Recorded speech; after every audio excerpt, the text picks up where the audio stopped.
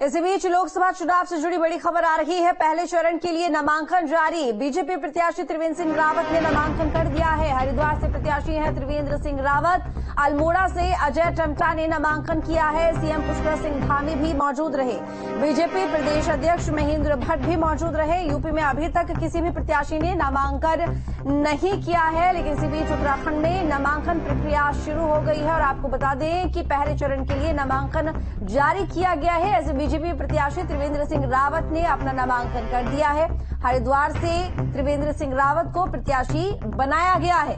अल्मोड़ा से अजय टम्टा ने नामांकन कर दिया है। सीएम पुष्कर सिंह धामी भी नामांकन के दौरान मौजूद रही हैं, जिसकी तस्वीर हम आपको टीवी स्क्रीन पर दिखा रहे हैं। बीजेपी प्रदेश अध्यक्ष महेंद्र भट्ट, माफ कीजिएगा, बता दें आपको कि बीजेपी प्रदेश अध्यक्ष महेंद्र भट्ट भी उनके साथ में मौजूद रहे। तो यूपी में अभी तक किसी भी प्रत्याशी ने नामांकन नहीं किया है, लेकिन अगर उत्तराखंड की बात करें तो यहां पर दो नेताओं ने नामांकन कर दिया है, त्रिवेंद्र सिंह रावत और साथ ही अजय टम्टा, जिन्होंने नामांकन किया है। त्रिवेंद्र सिंह रावत जो कि हरिद्वार से चुनाव लड़ेंगे और अल्मोड़ा से अजय टम्टा जो कि चुनाव लड़ेंगे, और दोनों ही आज नामांकन करने के लिए पहुंचे। इस दौरान उनके साथ में सीएम पुष्कर सिंह धामी मौजूद रहे। साथ में बीजेपी प्रदेश अध्यक्ष महेंद्र भट्ट भी इस दौरान मौजूद थे। तो यूपी में अगर देखें तो अभी तक नामांकन करने के लिए कोई भी प्रत्याशी नहीं पहुंचा है, यानी कि अभी नामांकन करने की शुरुआत उत्तर प्रदेश में नहीं हुई, लेकिन उत्तराखंड में ये शुरुआत हो चुकी है। पहले चरण के लिए नामांकन किया गया है।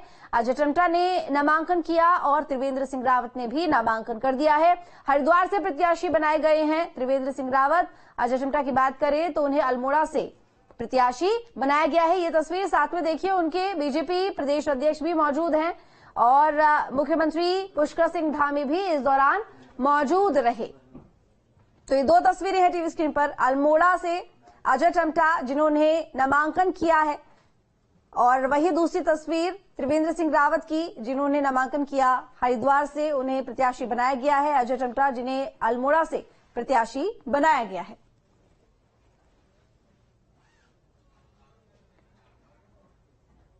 तो बता दें कि पहले चरण के चुनाव जिसको लेकर नामांकन कर दिया गया है।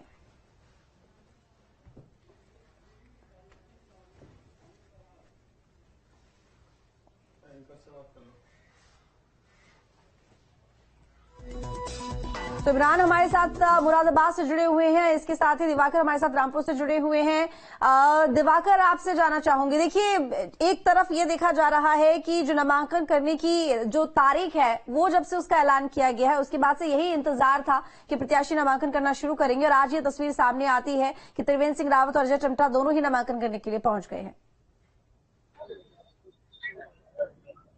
रामपुर में भारतीय जनता पार्टी ने अपना प्रत्याशी घोषित कर दिया है और भारतीय जनता पार्टी ने 27 तारीख नामांकन की अपनी तिथि रखी है। उनके लिए पर्चा घनश्याम सिंह लोधी यहाँ से जो प्रत्याशी हैं भारतीय जनता पार्टी के, और उनके लिए 2 नामांकन पत्र खरीद लिए गए हैं। अभी तक कुल परसों और कल में 16 नामांकन पत्र खरीदे गए हैं। जो बाकी नामांकन पत्र हैं वो सब निर्दलीय खरीदे गए हैं, और समाजवादी पार्टी और गठबंधन ने अभी तक प्रत्याशी घोषित नहीं किया है। आज सूत्रों से जानकारी मिली है कि अखिलेश यादव सीतापुर जेल में आवेदन करने के लिए गए हैं। तो हो सकता है कि समाजवादी पार्टी भी आज या कल में, या गठबंधन आज या कल में अपना प्रत्याशी रामपुर से घोषित कर दे। तो उसके बाद यहाँ पे वो पहले नामांकन पत्र खरीदेंगे और उसके बाद फिर कहीं जाके नामांकन होगा। अब चूंकि 27 तारीख नामांकन की आखिरी तारीख है, तो देखना ये होगा, बीच में होली भी आ रही है, तो देखना ये होगा कि वो कब नामांकन पत्र लेते हैं और कब नामांकन पत्र दाखिल करते हैं। भारतीय जनता पार्टी रामपुर में 27 तारीख को नामांकन करेगी। बिल्कुल। और इमरान, देखिए जहां एक तरफ उत्तराखंड में नामांकन प्रक्रिया शुरू हो गई है, वहीं उत्तर प्रदेश की अगर हम बात करें तो नामांकन तो दूर की बात है, यहाँ तो कुछ सीटें ऐसी हैं जहां पर अभी प्रत्याशियों के नामों की घोषणा ही नहीं हुई है। रामपुर में भी अभी गठबंधन से प्रत्याशी के नाम की घोषणा ही नहीं हुई है। तो जनता में चर्चा ये भी है कि कहीं ऐसा तो नहीं होगा कि यहाँ पे निर्विरोध चुनाव हो जाए।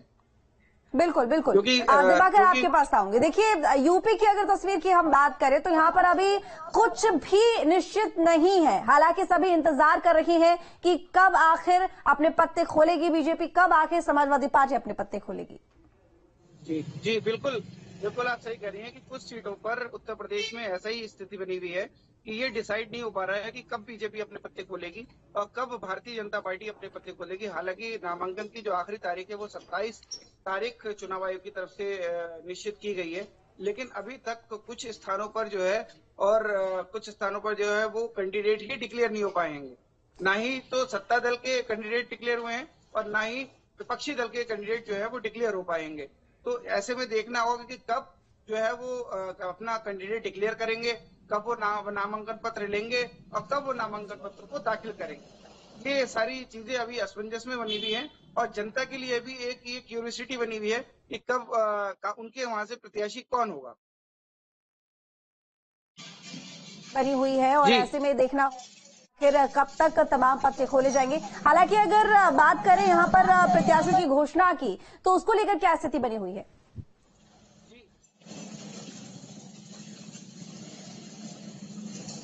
हेलो हेलो यहाँ पर आपसे ये सवाल कि प्रत्याशियों की घोषणा की अगर बात करें तो क्या स्थिति बनी हुई है, क्या उम्मीद लगाई जा रही है, कब तक सारे पत्ते खोलेंगे? क्योंकि अभी तक तो यहाँ पर विचार विमर्श और मंथन की स्थिति दिख रही है। जी देखिए, ऐसा है कि रामपुर में जो है वो स्थिति है कि एक तो दिन में समाजवादी पार्टी और गठबंधन का जो कैंडिडेट है वो डिक्लेयर हो जाएगा। तो उसके बाद पता चलेगा कि वो कैंडिडेट जो है वो कब नामांकन पत्र लेता है और कितने लोग नामांकन पत्र लेते हैं और चुनावी मैदान में कौन कौन होंगे। और जहां तक भारतीय जनता पार्टी की बात है, रामपुर में भारतीय जनता पार्टी ने जो है वो अपना कैंडिडेट घोषित कर दिया है। अब हम उत्तर प्रदेश की बात करते हैं तो उत्तर प्रदेश में कुछ स्थानों पर भारतीय जनता पार्टी ने भी अभी अपने कैंडिडेट घोषित नहीं करे हैं। जहां घोषित कर दिए हैं वहां पर 27 तारीख पहले चरण के चुनाव के लिए 27 तारीख नामांकन की तिथि रखी गई है। तो सभी लोग नामांकन पत्र लेकर 27 तारीख को नामांकन करेंगे। चलिए, इसी बीच हमारे साथ और भी संवाददाता जुड़ गए हैं। अमित भी हमारे साथ में जुड़े हुए हैं शामली से, और इसके साथ ही अमित, मैं आपसे ये सवाल पूछना चाहूंगी कि देखिए, नामांकन की जो तारीख है, हालांकि आखिरी तारीख 27 तारीख घोषित की गई है, लेकिन देखिए पहले चरण के चुनावों को लेकर तैयारियां जोरों शोरों से चल रही है, नामांकन की प्रक्रिया शुरू हो गई है, लेकिन उत्तर प्रदेश में अभी भी दिखाई दे रहा है कि कुछ भी सुनिश्चित नहीं है। अभी तक प्रत्याशियों के नाम पर भी यहां पर खींचातान चल रही है।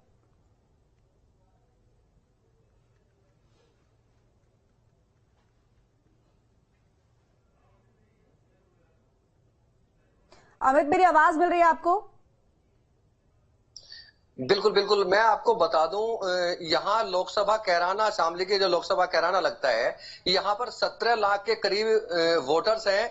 और इससे पूर्व में तबस्सुम बेगम दूसरे नंबर पर यहाँ पर रही थी। उपचुनाव में भी उन्होंने अपनी जीत दर्ज की थी। 2009 में तबस्सुम हसन यहाँ पर एमपी रही है। अब उनकी बेटी इकरा हसन यहाँ गठबंधन की प्रत्याशी है। प्रदीप चौधरी जी यहाँ पर वर्तमान में एमपी हैं और अब उन्होंने अपना नामांकन खरीद लिया है। इकरा हसन ने भी अपना नामांकन खरीद लिया है। यही बसपा ने अपना कैंडिडेट उतार दिया श्रीपाल ठाकुर को लेके। तो यहाँ कहीं ना कहीं पैच फंसा हुआ है। अभी ओवैसी का भी कैंडिडेट आना है, आम आदमी पार्टी का भी कैंडिडेट आना है। तो कहीं ना कहीं समीकरण डगमगा रहा है यहाँ शामली में। एक चीज और है, यहाँ पर मुस्लिम आबादी की अगर हम बात करें इस लोकसभा पर, तो करीब 7 लाख के समथिंग यहाँ पर मुस्लिम कैंडिडेट, मुस्लिम वोटर्स हैं। और अन्य भी यहाँ पर लोग हैं जो इस समीकरण को कहीं ना कहीं ये चेंज करना दिख रहा है। जी ठीक है, महावीर नेगी, आपका रुख करूंगी। देखिए, हरिद्वार की बात करें तो वहां पर तो नामांकन प्रक्रिया शुरू होने के साथ ही नामांकन भी कर दिया गया है। सबसे आगे इस वक्त हरिद्वार और अल्मोड़ा।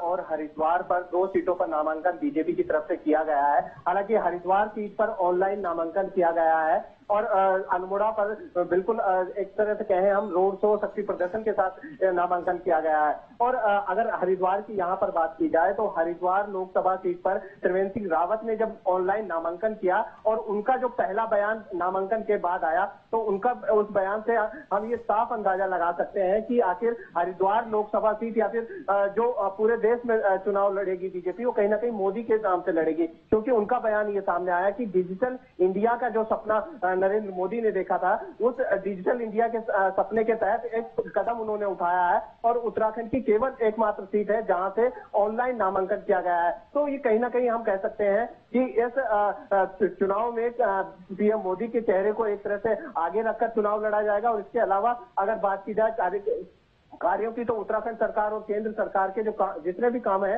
उनको लेकर यहाँ पर जो दावे हैं वो यहाँ पर किया गया।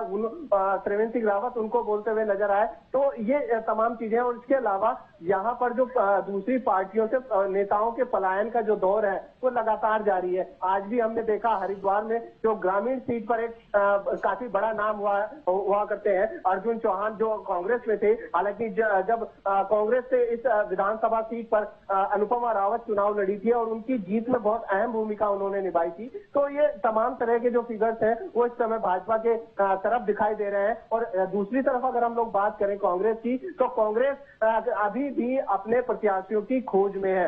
हरिद्वार और नैनीताल 2 सीटें ऐसी हैं जहां पर कि अभी तक कांग्रेस को प्रत्याशी नहीं मिल पा रहे हैं। हरिद्वार की अगर मैं बात करूं तो हरिद्वार में कांग्रेस फिलहाल पिता और पुत्र के नाम पर उलझी हुई है। जहां पिता एक तरह से पूरी अपनी ताकत पुत्र को टिकट दिलाने में लगी हुई है, तो वहीं पार्टी के जो दूसरे नेता हैं वो हरीश रावत को चुनाव लड़ाने पर आमादा है। तो कहीं ना कहीं अभी कांग्रेस अपने आप में ही घिरी हुई यहाँ नजर आ रही है। प्रत्याशी की खोज उनकी पूरी नहीं हुई है। तो ये तमाम तरह की बातें को अगर हम लोग समाहित करें तो हम कह सकते हैं कि बीजेपी यहाँ पर मनोवैज्ञानिक बढ़त पर दिखाई दे रही है शुरुआती चरण में। जी बिल्कुल। इमरान, मैं आपका रुख करूंगी, वहां लोकसभा क्षेत्र को लेकर क्या स्थिति बनी हुई है तमाम पार्टियों की तरफ से?